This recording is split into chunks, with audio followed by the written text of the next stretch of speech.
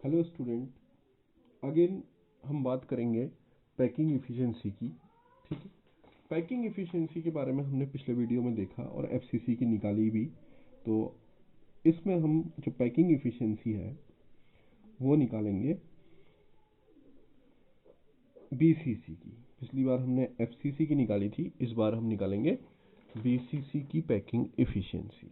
ठीक है, हिंदी में इसको संकुलन क्षमता बोला जाता है। तो संकुलन क्षमता निकाली जाएगी किसकी?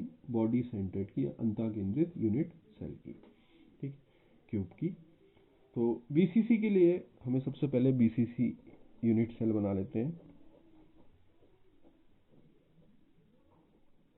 ये गोले हैं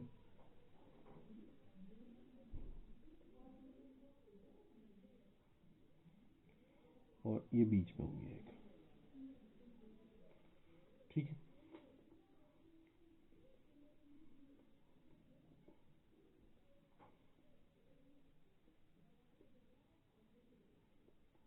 और ये हो गया हमारे पास ऊपर का डायगोनल।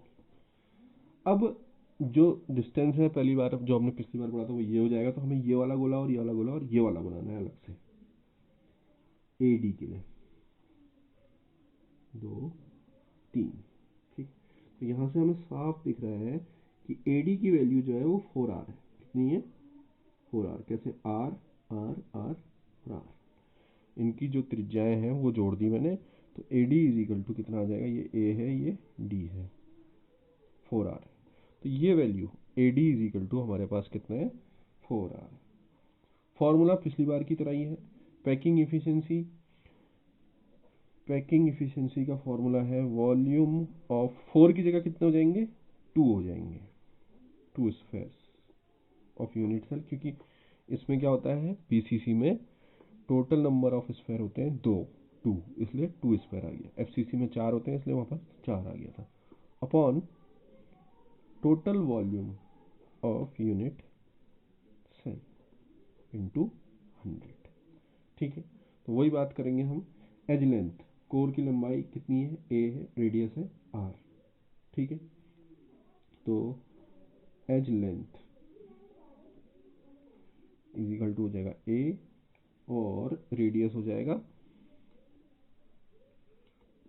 Are, small are. ठीक है, अब बात करते हैं हम एडी की। एडी इज इक्वल टू कितना है? 4r। AD is equal to है 4r। और एडी की वैल्यू हम पाइथागोरस से फिर से निकालेंगे, जहां हमें पता है एसी का स्क्वायर बराबर होता है 2a स्क्वायर। ठीक है, और एडी इज इक्वल टू, या एडी का square is equal to AC का स्क्वायर प्लस सीडी का स्क्वायर। यह है एडी, इसका स्क्वायर एसी का स्क्वायर और सीडी का स्क्वायर के बराबर है। ठीक है, जहां पर को एसी का स्क्वायर मैंने लिखा हुआ है ऊपर कितना है? 2a स्क्वायर प्लस सीडी का स्क्वायर है ए स्क्वायर। तो एडी इज इक्वल टू आ जाएगा कितना? √3a। ठीक है, और √3a is equal to 4r। √3a is equal to 4r और a is equal to 4r upon √3। a is equal to 4r upon √3।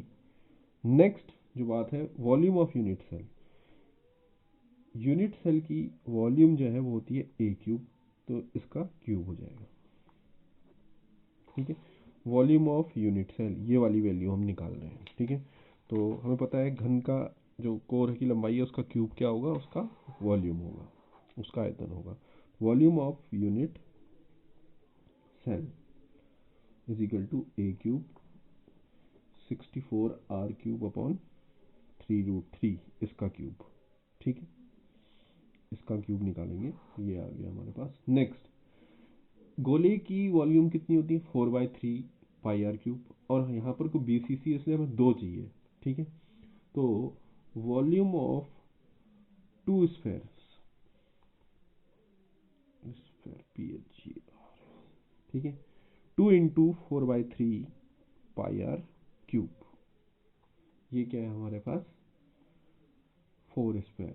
तो इसको हम 8/3 पाई आर क्यूब, सॉरी 4 नहीं 2, तो 2 गोले होते हैं बीसीसी में। एक गोले की वॉल्यूम 4/3 पाई आर क्यूब, तो 2 की 2 इंटू 4/3 पाई आर क्यूब हो जाएगा। Clear?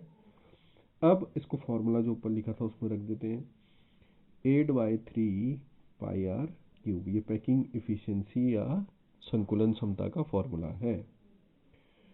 8/3 pi R cube upon 64/3√3 R cube.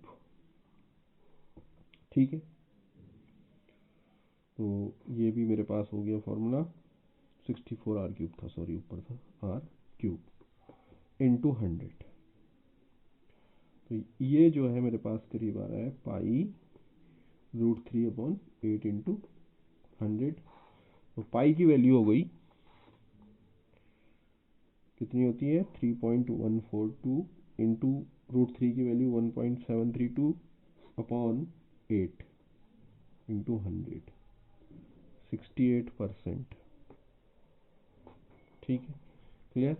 तो volume occupied by BCC, BCC का जो आयतन है वो कितना है 68% है, या पैकिंग इफिशिएंसी या संकुलन क्षमता, संकुलन क्षमता कितनी है 68।